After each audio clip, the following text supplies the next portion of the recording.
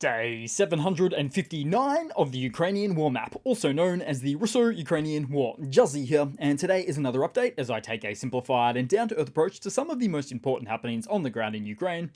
So, starting off, we'll take a look at the Russian losses, as currently Russia sits on more than 436,000 military personnel losses, which represents an additional 990 in the past day. Then, as for hardware losses, quite a few given the recent activity, with 24 tanks, 28 APVs, and a whopping 44 artillery. And that's just the least of it. So we'll head to the map now with so much happening. And so first off, in yet another bold flurry of strikes over the weekend, Ukrainian drones targeted oil refineries deep within Russian territory again. The attacks, spanning nearly 1,000 kilometers, left the Kubyshev and the Novokubyshev refineries engulfed in flames, with eyewitnesses reporting multiple drone strikes pummeling the facilities under the cover of darkness. And it all happened in the Samara region, housing these vital installations, which found themselves at the heart of the offensive. But the strikes also extended to a nearby metallurgical plant, which also had the add-on effect of dealing a crippling blow to Russia's industrial capacity. And Ukraine has not been shy to target these types of sites either. So as a result of these events, as it pertains to the oil refineries, it actually amounted to an instantaneous 5% drop in oil refining capacity during a single night's raid. Therefore, events like these continue to showcase Ukraine's determination to hit Russia where it hurts. Plus, these events always seem to remind me of the oil crisis of 1973, which was the first major energy crisis that fundamentally changed the global perspective on energy security needs, because it was not only detrimental for the economies of many nations at the time, but also had its own significantly negative military implications as well. But as for this most recent event, it's perplexing to think that at this late stage of the game, why Russian air defenses, once perceived as some of the best in the world, were insufficient to protect Russian airspace. Then we have to move to Crimea now on the map, because on Saturday evening, a series of explosions rocked the Russian-occupied city of Sevastopol. Local Telegram channels shared videos and photos of the incident, with the occupying authorities claiming that air defense systems were activated. Footage revealed at least 3 Storm Shadow cruise missiles striking a major Russian Black Sea Fleet communications center, where satellite dishes are located. So the spectacular triple strike demonstrated the complete failure of Russian air defenses to intercept incoming missiles. Now, initially, occupational authorities reported that 10 missiles were shot down over Sevastopol, with damage and injuries from debris that were acknowledged. However, later reports from Telegram channels of the occupiers painted a different picture. One channel described the attack as unprecedented, with mentioning a large number of missiles used.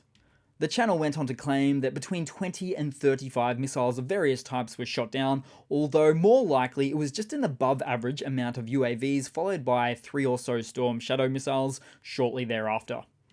Then, earlier this morning, Ukrainian forces hit a rail-side oil depot in Vardiska, which continues to burn, and this event is pretty consistent with the visualization on the map of the railway line intersection. But that's not all, because even more recently reported, the airwaves are going nuts with information on Ukraine successfully striking not one, but 2 112-meter long large Rapucha-class landing ships in Crimea last night.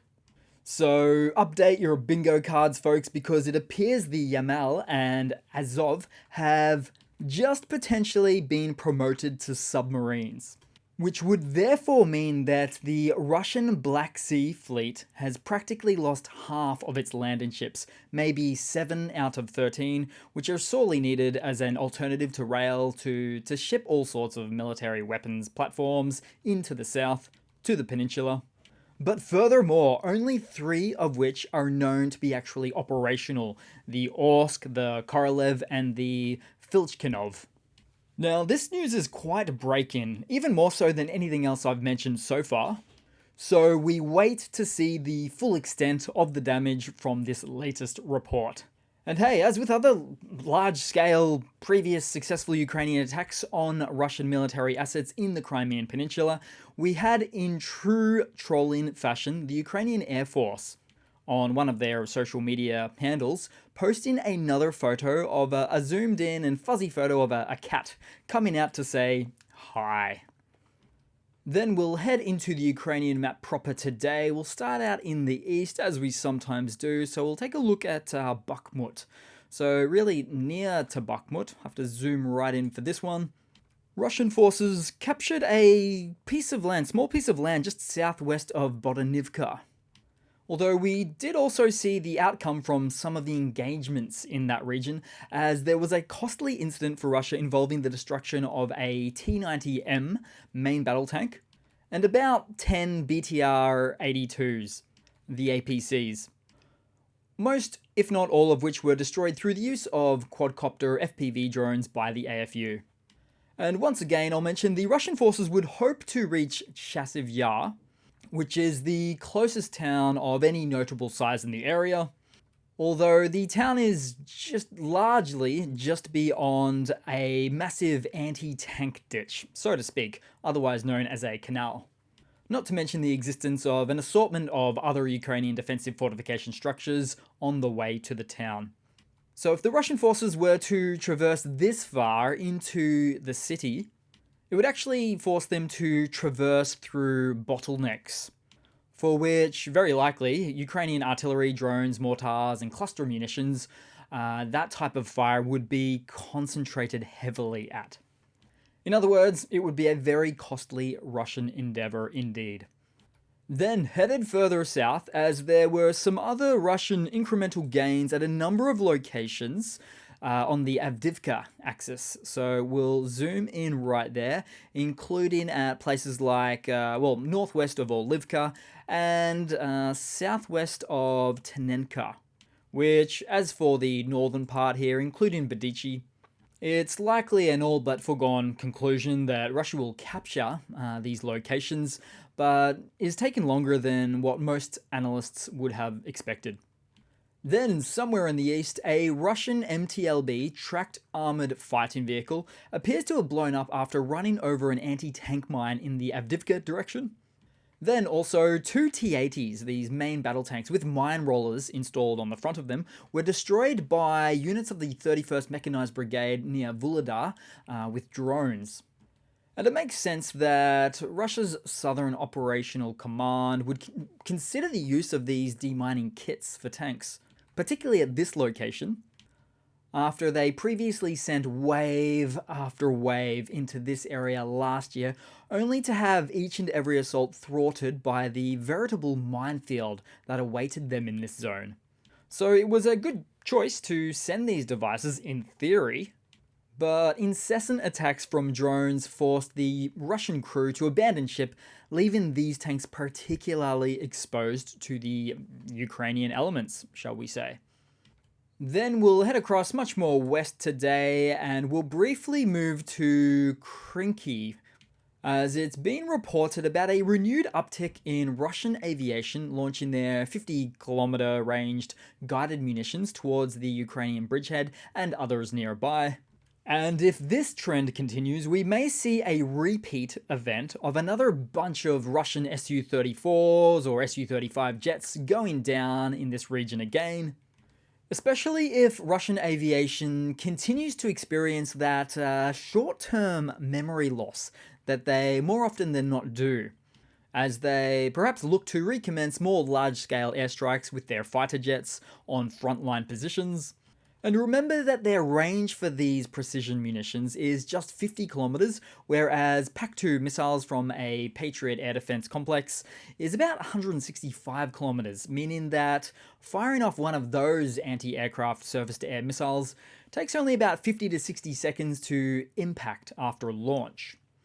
Then headed across to some news. So starting off, you've probably heard of the breaking news from about 24 hours ago now, as on Saturday evening there was a deadly shooting at the Crocus City Hall music venue in the Moscow region, where the building was later engulfed in flames.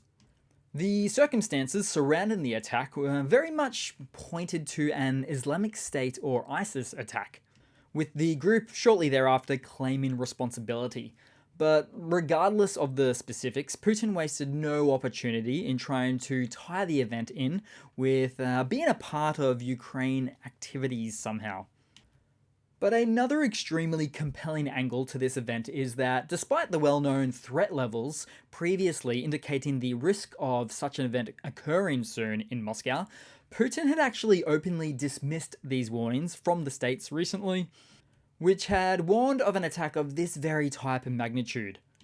So Putin went on to actually label these warnings from the US and others as just some form of blackmail and as a means to try to destabilize the country of Russia. So in any normal country, such a devastating attack that is very publicly and vocally denied and ignored by the head of state just 4 days earlier would typically cause the immediate downfall and resignation of a leader who catches themselves out on camera, completely dismissing these types of warnings. But not for Putin. Oh no. President for life. And so more Russian political irony in this case would be for the fact that we time and time again see the Russian civil security apparatus always out in full force with a specific focus on peaceful protesters, for instance, even ones holding up white sheets of blank paper, which literally gets them arrested and put in jail. So Russia's internal security forces and resources allocation on this front is just completely off. And I would think that this incident challenges the notion that dictatorships are safer than democracies, as security forces often focus on enriching themselves and suppressing the population rather than distinguishing between genuine threats and non-violent protesters. And there's actually so many angles to this event that it would take up too much of the video to explore, but basically Putin has intended to use this event to rope Ukraine into the picture somehow in an even larger attempt to get him one step closer to another Russian mobilization event. Then in some other news, and in a promising announcement, EU Commissioner President Ursula von der Leyen revealed that the first billions of euros of windfall profits, amounting to approximately 3 billion euros, could be released from frozen Russian assets as early as July 1st. And this would likely be stage one. That is to say, siphoning off the profits from these 300 billion odd euros of sanctioned and frozen Russian assets abroad, with a future stage likely dealing in accessing the actual underlying full capital of the assets instead. It's a tricky legislative move to pull off, but if full access could be granted to military aid for Ukraine, then that would mean that Russia would technically be forced to fund a war against themselves. Then, speaking of war, that is to say the actual word war, in a recent statement to Russian media, Kremlin spokesperson Dmitry Peskov acknowledged that the conflict in Ukraine has escalated into a fully fledged war. And I'd normally pull a pun here, make a joke to something like, gee, what was the first clue that gave him that idea? But really, these are just the talking points from the Kremlin, and therefore Putin. And really well timed to use this kind of language, as it was just mere days ago for Putin's re-election. So back to this story, as Peskov pointed out that he said that while it began as a special military operation, the West's involvement on Ukraine's side has transformed the situation. Well, there you have it. I guess we can all call it a war now. Then headed across to a quick funny to round it all off today, guys. So Russia was performing more mental gymnastics at a UN session where Russian diplomat and the current representative of Russia to the United Nations, Vasily Nebenzia, has stated that the goal of Russia's special military operation to demilitarize Ukraine has been fulfilled. specifying that Ukraine's army has not fought with its own weapons for a long time. And even still, I don't think he knows what the word demilitarize means. Or maybe it's some very special Russian meaning of the word. But even so, firstly, Ukraine has a heap of their own Soviet planes, tanks, and artillery systems that's been around since day one. Also, they captured plenty from Russia on the battlefield, which is fair game, given that Russia will no longer sell them any Soviet equipment, for obvious reasons. Plus, also, Ukraine is a nation at war. It has its allies, and getting a mix of Soviet and NATO hardware. But ultimately, Nebenzia is not just trying to save face and make it look like Russia somehow succeeded marvelously in this war. He's also very obviously attempting to redefine how the rules of war are allowed to be played. Which is so rich coming from Russia. As they strolled into Ukraine thinking they'd be given a hands-down victory, then cry foul when it doesn't go to plan. So thanks for watching, guys. I really appreciate all the kind comments and likes and all of the support, which is gearing me up to sooner or later move to a 6th then 7th day of uploading. Fingers crossed the sooner rather than later. So thanks again so much, guys, and I do hope to see all of you guys there in the next one. Cheers.